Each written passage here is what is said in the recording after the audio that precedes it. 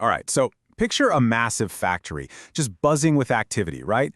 Or maybe one of those giant cranes you see towering over a construction site. I mean, this stuff is literally the backbone of our economy. But have you ever stopped to wonder, how much is all that hardware actually worth? Yeah, it's not like you can just look it up on Amazon, right? Well, it turns out there's this whole field of expertise dedicated to answering that exact question. It's a really methodical process for putting a precise price tag on these huge, super complex assets. So today, we're going to break down exactly how it's done.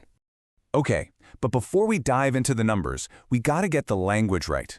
See, in this field, the words plant and machinery, they aren't interchangeable. Nope, they mean very specific things. And trust me, that distinction is absolutely crucial.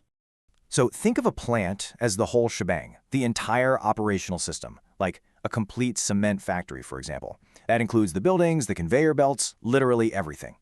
Machinery, on the other hand, refers to the individual pieces that make that system work, like a specific crusher or a kiln. Here's a super simple way to remember it. The commercial kitchen is the plant, and the ovens and mixers inside, that's the machinery. And the scope of what actually counts as machinery, it's absolutely huge. Seriously, we're talking about everything from the excavators and bulldozers building our cities, to the tractors and harvesters that feed us, all the way to those massive turbines generating our electricity. It's a gigantic part of our industrial world. All right, so now that we know what we're valuing, let's get into the how. I mean, how do you actually determine the economic worth of all this complex hardware? Well, this, my friends, is the process of valuation. Now, at its core, valuation isn't about guesswork at all.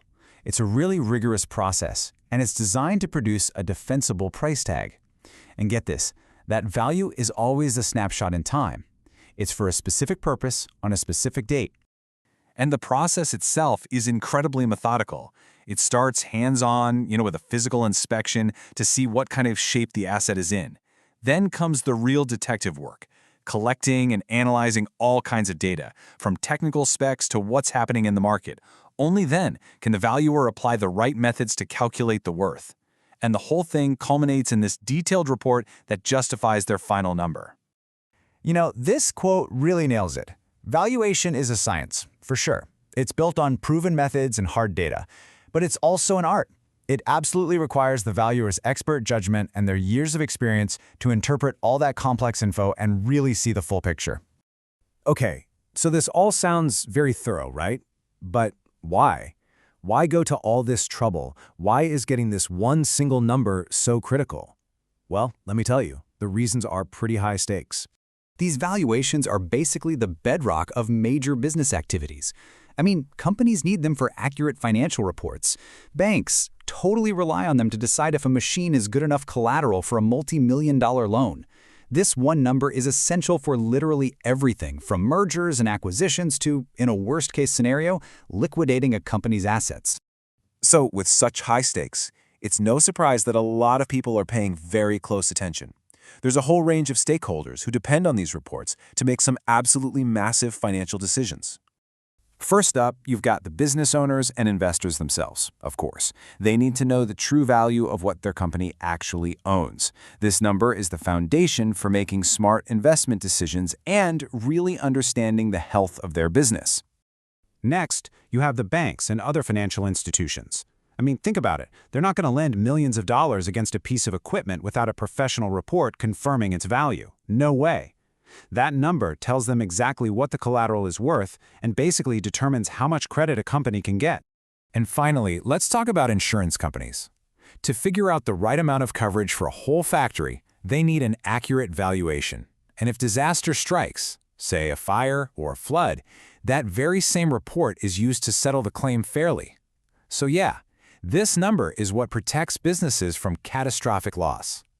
But, arriving at that final number, it's not always a simple A plus B calculation. Valuers face some pretty significant challenges that really turn this whole science into a true art form. I mean, valuers have to navigate what is essentially a minefield of variables. Technology is evolving so fast that a brand new machine can become obsolete in just a few years.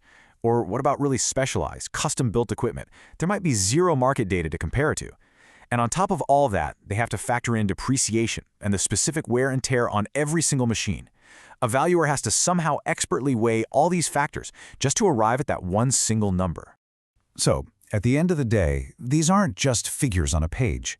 They are the invisible architecture supporting the huge economic decisions that shape our world. Each and every valuation represents a complex blend of science, art, and deep professional judgment.